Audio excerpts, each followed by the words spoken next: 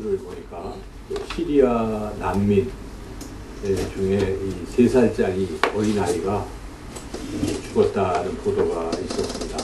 그래서 이 아이가 배가 난파돼서 밀려가지고 그 시신이 해변가에 이렇게 당도했는데 이렇게 코를 마치 잠자는 모습처럼 이렇게 코를 모래밭에 대고 죽었다는 그런 보도가 있었습니다. 그 TV 화면으로는 그걸 이제 흐릿하게 그랬는데 인터넷은 뭐 이렇게 다 잘 나옵니다. 그래서 제가 인터넷에서 그 사진을 보니까 참 마음이 아프더라고요.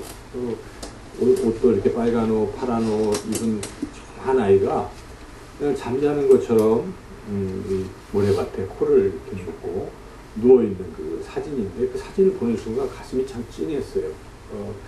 이 시리아 난민들이 그래도 좀 더 좋은 세상에 좀 가보려고 자기들은 지금 IS 때문에 시리아가 지금 내전을 일으키고 있지 않습니까? 그래서 그 내전을 피하고 해서 이 난민선을 타고 많이 죽지 않습니까? 근데 그걸 타고 좀 더 좋은 세상에 갈 거라고 오다가 그 아이가 그렇게 난파돼서 이렇게 죽은 모습을 보면서 참 어린아이가 무슨 죄가 있어서 그런 안타까운 일을 맞이했을까 하는 그런 어떤 안타까움이 있었습니다. 참 슬픈 일이지요. 그런 것을 볼 때 지금도 난민들이 그 유럽에 당도해도 나라에서 받아들이지 않기 때문에 헝가리에 가서 독일이 그래도 좀 잘 받아주니까 독일로 가려고 하는데 열차를 막아가지고 헝가리에서 독일까지 도보로 지금 또 걸어가고 있다는 그런 보도도 접하게 됩니다. 참 안타까운 일이죠. 이 난민들. 우리가 이 소식을 이미 알고 있었기 때문에 몇 달 전부터 우리가 기도 제목을 놓고 여러분 보시면 알겠지만 기도를 여러분들이 다 함께 하지 않았습니까? 하나님이 불쌍한 난민들을 구원해 주세요. 우리가 그렇게 기도했습니다. 하나님께서 그 기도에 응답을 해주셨습니다. 우리뿐만이겠습니까? 전 세계적으로 크리스찬들은 그렇게 기도하는 사람들이에요. 제가 어느 분의 카톡에서 이런 글을 이렇게 받았는데 그 스웨덴에 어떤 한 분이 오 코리아 이런 그런 기도 노래를 이렇게 불렀는데 그 노래 가사가 기도글이에요. 여기 보니까 정말 절절하게 우리나라 남북이 이 분단된 것을 아파하고 속히 그들이 통일이 되고 뭐 이런 간절한 기도문을 제가 보면서 가슴이 뭉클해졌습니다. 야, 이게 남의 나라까지도 스웨덴 사람이 근데 그거는 크리스찬인 거죠. 우리나라를 위해서 이렇게 간절히 기도하고 있는 것입니다. 그런 기도를 통해서 우리가 통일이 되는 것이죠. 누군가의 기도를 통해서 이런 일이 이루어지는 것입니다. 여러분, 우리는 잘 알지 못하죠. 그 시리아 난민들이 잘 몰라 이름도 모르지만 그래도 우리가 긍휼한 마음을 가지고 그 나라의 난민들을 하나님 구원해 주시기 위해서 간절히 기도하면 하나님은 그 기도를 들어주시는 줄로 믿습니다. 그래서 저는 하나님 기도를 다 들어주시는 분이라는 것을 최근에 참 실감합니다. 여러분, 우리가 함께 우리 남북이 긴장관계에 있었을 때 같이 기도했잖아요. 근데 뜻밖이라기보다 정말 놀랍게도 그렇게 갑작스러운 평화가 임하지 않습니까? 기도하면 이것도 이번 건도 이제 그렇게 된 것입니다. 참 그 아이가 쿠르디라는 아이가 그렇게 죽은 것은 너무나 슬프고 안타깝지만 그 어느 사진 기자가 너무 슬픈 가운데서 그 사진을 찍은 것입니다. 그래서 인터넷에 올렸는데 이것을 본 많은 사람들이 가슴이 아프니까 마음이 바뀐 것입니다. 그 유럽 사람들이 바뀌어버렸습니다. 그 전까지는 난민들에 대해서 질색을 하던 유럽 사람들이 이 사진 한 장 보고 마음이 바뀐 것입니다. 그래서 조사를 해보니까 88%가 난민을 받아들이자. 지금 유럽이 그렇게 변화되었습니다. 그래서 지금 각국에서 그러면 난민을 수용하자 하는 이렇게 변화가 일어난 것이죠. 그 사진 한 장 때문에, 그 어린아이의 희생 때문에 그렇게 된 것입니다. 그런데 사진 때문이겠습니까? 그 배후에서 간섭하시고 역사하시는 하나님의 손길이 함께 있는 줄로 믿습니다. 하나님이 바로 기도를 들으시는 것입니다. 우리가 계속 기도해야 되는 것이고, 이 사건을 또 생각해 보면서 저는 그런 생각을 했습니다. 정말 절망 아니겠습니까? 난민들은 갈 데도 없고 받아줄 나라도 없고 자기 나라는 지금 살 곳도 아니고 이런 절망이지만 이 절망이 지금 희망으로 바뀌었잖아요. 절망이 희망으로 바뀔 수 있다는 것입니다. 그래서 우리가 우리 인생에서도 어려움에 직면할 수 있습니다. 그렇지만 이 어려움도 때가 지나면 반드시 희망으로 해결이 되는 줄로 믿습니다. 기도하면 절망도 희망으로 바뀌는 것입니다. 우리는 절망 중에도 희망을 봐야 됩니다. 망망대해에 칠흑같이 어두운 그런 그 망망대해에 우리가 한 척의 배처럼 떠 있다고 할지라도 그곳에서 불빛, 등대에 불빛을 바라볼 수 있어야 되는 것입니다. 등대에 불빛이신 예수님을 바라보고 나가면 우리는 반드시 구원을 받게 되는 줄로 믿습니다. 그래서 이 절망 중에도 희망을 보는 것, 이 굉장히 중요한 자세입니다. 윈스턴 처칠 아시죠? 영국의 윈스턴 처칠은 그 정말 독일이 강국이고 이런 상황에서 도저히 안 되는 상황에서도 처칠이 믿음을 가진 사람이기 때문에 결국 영국이 역전시키고 승리할 수 있었지 않습니까? 그 윈스턴 처칠이 이런 말을 했습니다. 어리석은 사람은 희망 속에서 절망을 보지만 현명한 사람은 절망 속에서도 희망을 캐낸다. 그런 마음이 그를 그렇게 이끌어가는 것입니다. 우리 인생에서도 성공한 사람들은 어떻습니까? 아무리 힘들어도요 절망하지 않습니다. 할 수 있다, 하면 된다, 뭐 이런 말까지 동원하면서 또 해보자, 포기하지 말자, 한 번 더 해보자, 이런 사람에게 승리와 어떤 성공이 주어지는 것이죠. 그러나 한 두세 번쯤 해보고 안 되니까 그냥 손 내려놓고 포기하는 사람들은 뭐 성공이라는 것이 있을 수가 없습니다. 절망하는 사람에게는 성공이 없는 것이죠. 오늘 하나님께서 우리에게 주시는 이 본문 말씀도 그런 것입니다. 이 나면서부터 앞을 못 보던 맹인, 시각장애인이 어떻습니까? 정말 절망 아니겠습니까? 그러나 절망 속에서 그는 버티고 살아갔던 것이죠. 그러다가 예수님을 딱 만나고 나니까 보게 된 것입니다. 뭐 이 육신의 눈만 본 게 아닙니다. 우리가 본문을 다 읽어보면 그는 영적 눈도 열리는 것을 우리가 또 깨달을 수가 있습니다. 이렇게 그의 절망은 희망으로 바뀐 것입니다. 그래서 이 절망과 희망으로 바뀔 수 있다. 이런 우리가 믿음을 가져야 되겠습니다. 그런데 반대도 일어날 수 있습니다. 정말 희망이고 무지개 빛이고 잘 될 거라고 생각했지만 그러나 그 희망이 갑자기 절망으로 바뀌는 수도 있어요. 오늘 본문에 등장하는 바리새인이 그런 경우죠. 그는 뭐 눈이 먼 것도 아니잖아요. 잘 눈이 밝아서 세상 다 잘 봅니다. 율법을 모르는 것도 아닙니다. 하나님 말씀 잘 알고 있습니다. 그럼에도 불구하고 바리새인은 영원토록 영적인 눈이 맹인이 되고 마는 것입니다. 하나님 나라 볼 수가 없었던 것입니다. 영적 맹인으로 그렇게 멸망의 길을 걷게 되었다 하는 것입니다. 어떤 태도를 가지냐에 달려있다는 것입니다. 여러분 잘 아는 이솝우화 가운데 토끼와 거북이 얘기를 잘 아시죠?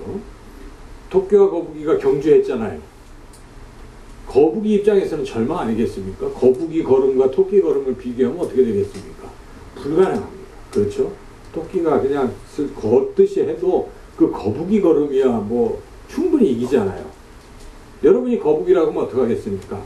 아마 항의하고 이런 경주는 말도 안 된다 하고 포기하고 뭐 이렇게 되겠죠. 그러나 거북이 어떻습니까? 그냥 가는 겁니다. 한 걸음, 두 걸음. 그러다 보니까 이 토끼는 교만해지고 자만에 빠지니까 아주 얕잡으로 오고 에이 쉬었다 가자 하고 한잠 자자 하는데 깨지 못해가지고 결국 거북이가 승리했지 않습니까? 그런 것입니다. 역전이 일어난 것입니다. 만약에 거북이가 희망을 갖지 않았다면 미리 아예 시작도 안 했다면 아무 일도 일어나지 않는 것입니다. 그러나 희망을 가지고 꾸준히 계속 나가다 보면 그런 역전 현상도 일어난다 하는 것입니다. 오늘 본문에서 이 나면서부터 보지 못했던 사람은 그런 인생 역전을 맞이하게 됐습니다. 우리가 바리새인처럼 그렇게 현실에 너무 우쭐거리고 교만하다가 그냥 영원한 절망 속으로 빠질 것이 아니라 이 바리새인이 아니라 시각장애인 같은 그러한 삶을 우리 모두가 살아가시기를 주님의 이름으로 축원합니다. 어떻게 이 절망이 희망으로 바뀌었는가? 그것이 중요한 것이죠. 오늘 본문을 통해서 우리는 그것을 깨닫게 됩니다. 첫째로 절망을 희망으로 바꿔주시려고 찾아오시는 그 예수님을 꼭 만나야 한다는 것입니다. 예수님을 만나지 않고는 바뀔 수가 없습니다. 오늘 이 본문에서 우리 이 예수님께서는 나면서부터 보지 못하던 사람을 어떻게 했습니까? 찾아가셨다는 것입니다. 찾아가서 만나셨다는 것이죠. 우리 오늘 시작되는 본문 35절 같이 한번 읽어보겠습니다. 예수께서 그들이 그 사람을 쫓아냈다는 말을 들으셨더니 그를 만나사 이르시되. 누가 누구를 만났습니까?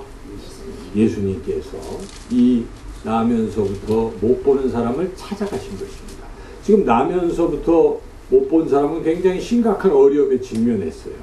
유대 사회에서 쫓겨났어요. 왜냐하면 바리새인들, 그 종교적인 이 기득권을 가지고 있는 바리새인들과 의견이 맞지 않았기 때문에 내쫓아버린 것입니다. 지금 아주 절망 속에 있는 것이죠. 그렇게 된 것은 예수님에 대한 믿음을 포기하지 않았기 때문이기도 한데, 여하튼 바리새인들이 그 죄인인데 뭐 이렇게 자꾸 얘기를 하는데도 그럴 리가 있냐 하고 이제 항변하다가 아버지 부모님들도 아이고 물어보니까 몰라요, 아들에게 물어봐요, 이렇게 쫓겨날까봐 그렇게 피신하고 있지 않습니까? 여기에 보니까 22절이 그렇지 않습니까? 22절 같이 한번 읽어보겠습니다. 그 부모가 이렇게 말한 것은 이미 유대인들이 누구든지 예수를 그리스도로 시인하는 자는 출교하기로 결의하였으므로 그들을 무서워함이더라. 부모도 그러고 있는데 이 시각장애인은 어떻습니까? 무슨 소리냐 하고 예수님을 그리스도로 그렇게 죄인 아니다, 하나님으로부터 온 분이시다 이렇게 계속 주장하다가 결국 출교당한 거죠. 그때 이 출교라는 것은 굉장히 심각한 것입니다. 유대 사회, 이슬람에서도 출교되면요 거의 죽이기도 하고 그렇습니다. 그렇잖아요. 그래서 제가 아는 선교사님, 터키 선교사님 그 말씀을 들어봐도 이 이슬람권에서 예수님 믿는다는 건 무지하게 어렵다는 것입니다. 그럼에도 믿는 이들이 있대요. 그들은 다 그런 걸 각오하고 믿는 것이죠. 그렇게 어려움 속에 있는 것인데 지금 이 분이 지금 그런 상황이죠. 어찌 보면 절망이죠. 절망, 눈은 떴지만 절망이, 이 순간에 예수님께서 찾아가신, 그동안은 내버려 두셨다가 아주 깊은 절망에 빠지니까 주님께서 쫓아냈다 하는 말을 들으셨더니 이렇게 주님이 찾아오시는 것입니다. 그래서 우리 인생에 절망의 순간은 어떤 순간일까요? 곧 예수님이 우리를 찾아오시는 순간인 줄로 믿습니다. 여러분, 그것을 우리가 믿어야 되는 거예요. 아, 내가 힘들다 그러면 이제 주님이 더 진하게 나를 만나시겠구나, 이런 기대감이 우리에게 있어야 하는 것이죠. 이미 사실은 예수님은 첫 번째에도 찾아가셨어요. 9장 1절 같이 한번 읽어보겠습니다. 예수께서 길을 가실 때에 날 때부터 맹인된 사람을 보신지라 하고, 이제 여기에 보면은 6절을 한번 읽어볼까요? 이 말씀을 하시고 땅에 침을 뱉어 진흙을 이겨 그의 눈에 바르시고 7절 이르시되 실로암 못에 가서 씻으라 하시니. 자, 이렇게 지금 이 맹인이 찾아온 게 아니에요. 여기서도 보면 예수님께서 이렇게 길을 가시다가 보신 거예요. 그래서 찾아가셔서 진흙 발라주시고 이렇게 하시는 것입니다. 그래서 우리 예수님이 그러신 분이라는 걸 우리가 분명히 깨닫고 믿어야 돼요. 우리 인생에서 예수님은 찾아오시는 분이십니다. 하나님은 우리를 찾아오시는, 우리가 어떤 사람들 또 우리 어떻게 생각해 보면 우리가 하나님 찾아간 것 같고 교회 나간 것 같고 뭐 이렇게 한 것 같잖아요. 그런데 그 배후에 누가 역사하신 것입니까? 하나님이 역사하신 것입니다. 사람을 보내기도 하고 어떤 여건, 악한 이런 나쁜 여건 상황 속에, 절망의 어떤 상황들 속에 의지하고 싶은 마음을 주신다든지 다 하나님의 섭리 가운데 있는 것입니다. 하나님이 찾아오셨다는 것입니다. 우리는 그래서 늘 어렵더라도 주님 찾아오셨네, 주님 찾아오셨네, 이런 찬양을 부르면서 주님이 오실 것을 기대하고 있어야 된다는 것입니다. 뭐 죄인으로 손가락질 받던 삭개오도 어땠습니까? 예수님 찾아오신 것입니다. 삭개오가 예수님 보러 간 것 같지만 그렇지 않습니다. 어떻게 예수님이 이름을 하시고 삭개오야 빨리 내려와라 이렇게 내가 오늘 너네 집에 가야 되겠다 이름까지 아시겠습니까? 일부러 예수님이 여리고에서 그렇게 삭개오를 찾아가신 것을 우리가 알 수가 있죠. 바로 예수님은 우리를 구원하시려고 이 땅에 오신 것입니다. 그렇지 않습니까?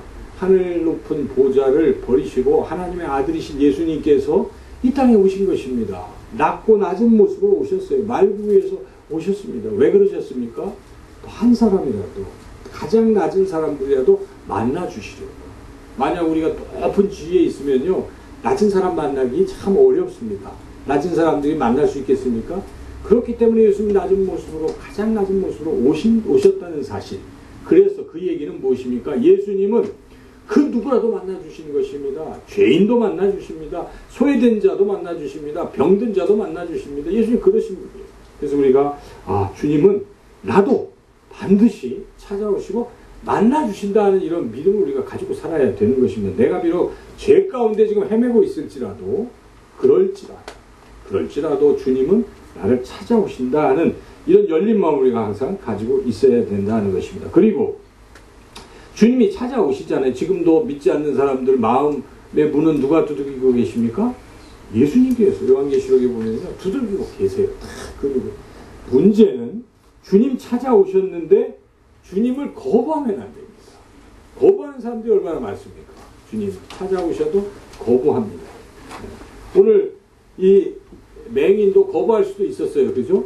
와서 진흙을 눈에다 발라대면 기분 나쁘지 않겠습니까? 여러분 아무리 내가 맹인이지만 뭐 침대 뱉어가지고 여기다 막 바르고 그래 보십시오. 이게 뭐야 하고 화를 낼 법도 하고 가서 그랬더니 주님이 하신 후에 뭐라고 하십니까? 6절에 보니까 7절에 보니까 실로암 못에 가서 씻으라 하시니 가서 이 사람이 어떻게 반응을 했습니까? 이에 한번 가서 읽어볼 거예요. 7절 뒤에 이에 가서 씻고 밝은 눈으로 왔다. 가서 씻는 이런 행위 이게 얼마나 중요한 것이겠습니까? 그러니까 이 얘기는 이분이 예수님을 지금 찾아오신 예수님을 어떻게 한 것입니까?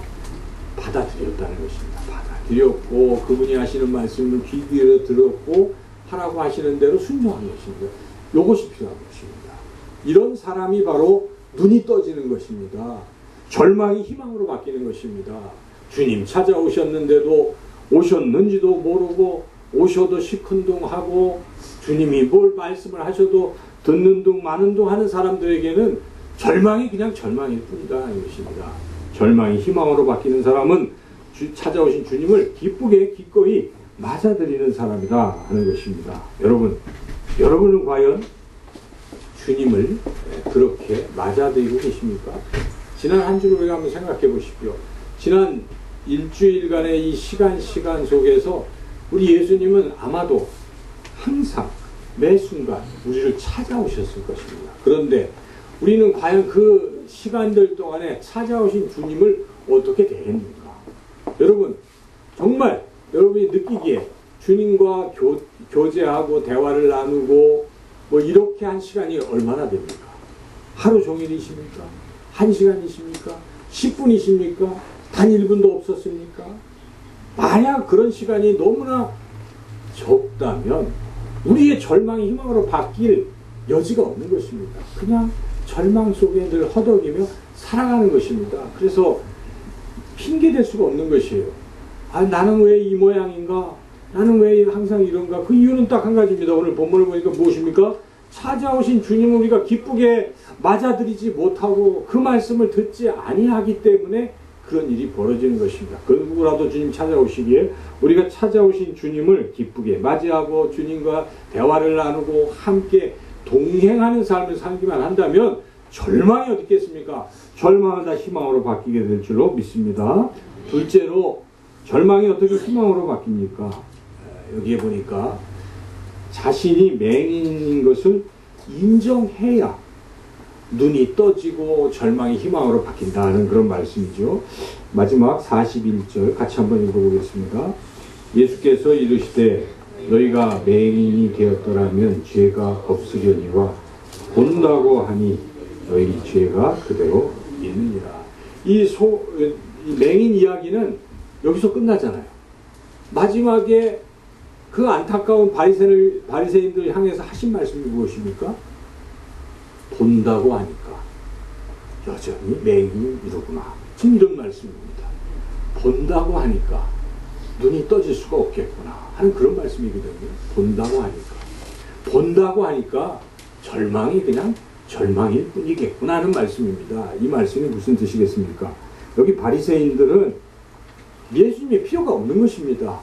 난 눈도 육신의 눈도 말짱하고 뭐 남부러울 게 없잖아요. 저 맹인에 비해서 난 눈도 잘 보이고 그리고 나는 하나님도 잘 알아요. 바리새인들 입장에서는 저 맹인들보다 다른 일반 시민들보다 율법도 잘합니다. 뭐 모르는 게 없어요. 하나님 다 번이 깨고 있으니까 자기는 영적으로 눈이 확 뜨여졌다고 생각하고 있는 것입니다. 그러니 예수님이 와서 말씀하시니까 그게 들리겠습니까? 난 다 알고 있다. 나는 다 알고 있다. 여러분 설교 말씀을 듣는 태도 똑같습니다. 아주 신학 교수들이나 뭐 이런 분들이 있다고 해요. 만약에. 그래서 지금 여기서 설교를 듣는 거예요. 아이고 다 아는 소리 하는구나. 이러고 있으면 은혜를 받을까요? 못 받을까요? 못 받는 것입니다. 그냥 이 시간은 그냥 예배 시간이니까 설교 시간이니까 하나님이 통해서 말씀하시겠구나. 이러한 믿음을 가지고 그 어떤 소리라도 아멘 하고 받아들이는 사람은 그게 은혜가 되는 것입니다. 하나님은 그렇게 역사하시는 것이거든요. 그래서 이 말씀을 듣는 이 태도, 예수님의 말씀이 태도에서 결정된 것입니다. 근데 그렇게 불량한 태도가 나오는 결정적 이유가 무엇입니까? 예수님이 필요 없다. 나는 다 안다. 내 눈은 영적 눈은 확 떠졌다라고 생각했기 때문에 그렇게 못 느끼는 것입니다. 여러분 갈급해 보십시오. 목마른 사람들이 물을 찾습니다. 여기 앉아서 지금 예배를 드릴 때 내 삶이 너무 절망인데 오늘 주님 말씀 듣고 이 절망의 희망으로 바뀔 것을 기대하고 앉아서 말씀 한마디 한마디를 듣는 사람은 어떻겠습니까? 그 말씀을 정말 스펀지처럼 빨아들여서 변화의 역사가 일어난다는 것입니다. 정말 절망의 희망으로 바뀌어버리는 것입니다. 그것은 하나님이 하시는 것이죠. 우리가 하는 게 아니지 않습니까? 우리는 하나님이 그렇게 하시기를 기대하고 이 자리에 앉아있는 것입니다. 하나님이 절망을 희망으로 바꿔주시기를 기대하고 우리가 이 자리에서 듣고 있는 것입니다. 그러한 겸손한 사람만이 은혜를 받는다 하는 것입니다. 그래서 우리는 부족함을 인정할 줄 알아야 되는 것입니다. 내가 잘났으면 얼마나 잘났겠습니까? 내가 머리가 좋으면 얼마나 좋겠습니까? 내가 알면 얼마나 많이 알겠습니까? 인간이 알면 얼마나 알겠습니까? 하나님의 뜻을 어찌 알겠습니까? 모르는 것입니다. 우리는 늘 내가 부족하다 하는 생각을 가지고 겸손한 자세로 하나님 앞에 서야 된다 하는 것입니다. 나는 정말 연약하다. 하나님이 힘 안 주시면 살 수 없습니다. 이러한 자세로, 이러한 겸손한 자세로 하나님 앞에 설 때 하나님이 새 힘을 주시는 것입니다. 내가 죄인임을 인정하는 사람, 하나님 앞에 저는 죄인입니다. 인정하는 사람이 죄사함을 받는 것이잖아요. 나는 의인입니다 라고 버티고 있는데 어떻게 그 죄사함의 그 은총이 주어질 수 있겠습니까? 죄인임도 인정하지 않는데 어떻게 죄사함이 주어지겠습니까? 아닙니다.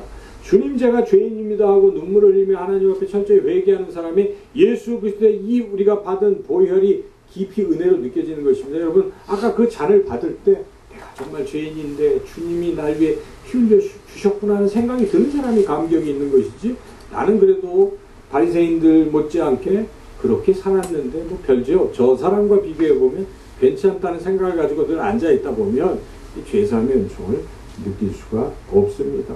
내 성품이 난 부족하다.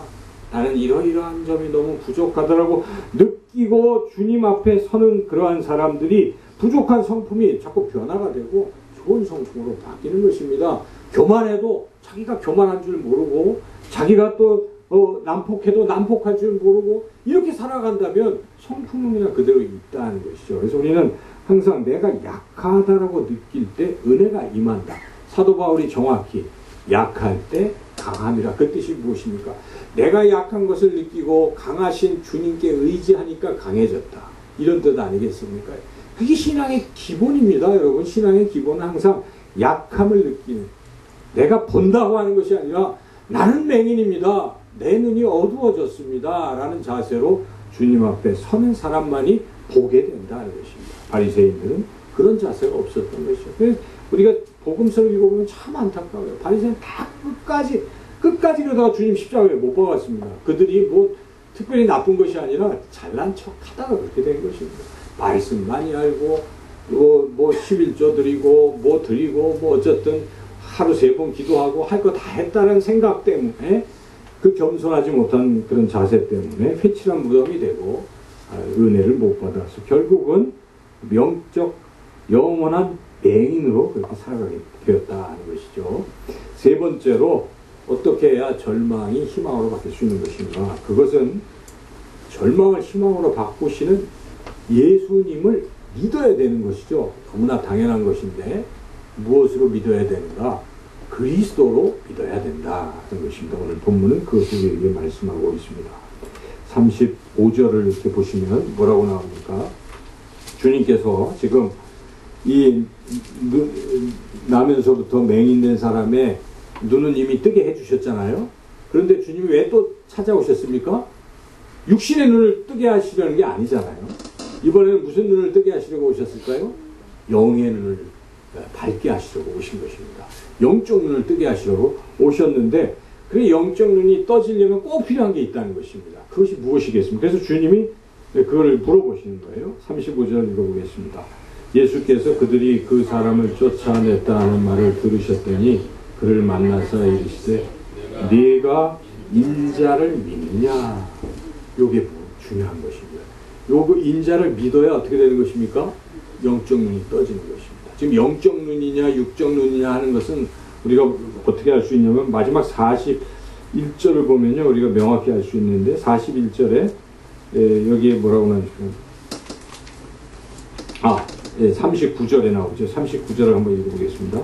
예수께서 이르시되 내가 심판하러 이 세상에 왔으니 보지 못하는 자들은 보게 하고 보는 자들은 맹인이 되게 하려 함이라 하시네.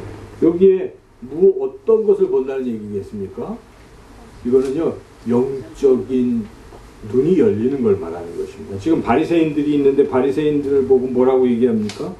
너희들이 보는 자들이지만 맹인이 된다 하는 것입니다. 그게 육신의 눈이 멀게 된다 이런 저주의 그런 소리가 아니에요. 이것은 너희들 본다고 하고 있고 보고 있지만 영적인 눈은 지금 맹인 됐다, 지금 그런 얘기입니다.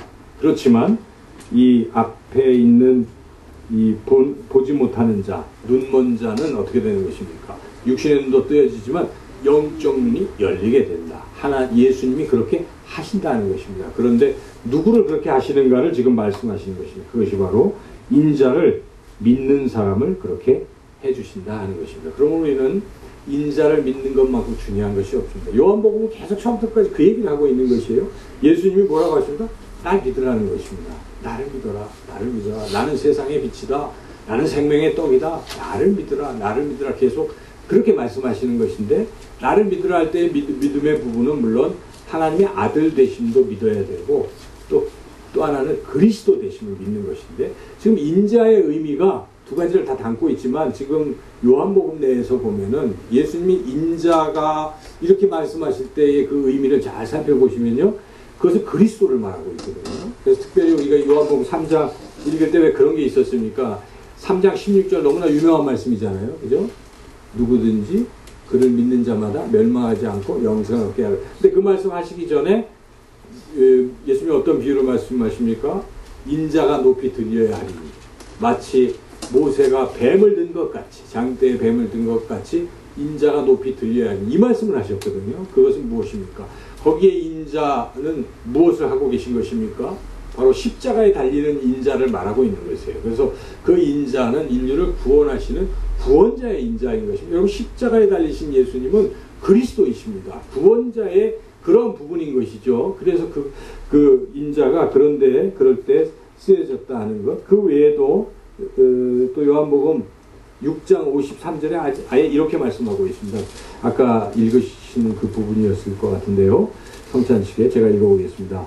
예수께서 이르시되 내가 진실로 진실로 너희에게 이르노니 인자의 살을 먹지 아니하고 인자의 피를 마시지 아니하면 너희 속에 생명이 없느니라. 여러분은 지금 예수 그리스도 인자의 뭘 먹었습니까? 포도주와 또 떡을 먹었잖아요. 살과 피를 먹고 마셨잖아요. 안 마시는 사람들은요, 세례도 안 받고 또 받았는데도 거부하고 있는 사람들은 어떻게 되는 것입니까? 생명이 없다는 선언이십니다. 여기서의 인자의 역할이 무엇입니까? 우리에게 생명을 주시는 것, 우리를 구원하시고 계시다는 것입니다. 바로 그러므로 이 인자의 의미는 그리스도라는 것입니다. 이 요한복음에서도 그렇지만은 다른 사복음서도 인자가 가리키는 것은 대체로 그리스도를 많이 가리킵니다. 그 유명한 말씀이 마가복음 10장 45절에서 이런 말씀이 있습니다. 인자가 온 것은 섬김을 받으려 함이 아니라 도리어 섬기려 하고 자기 목숨을 많은 사람의 대속물로 주려 함이니라.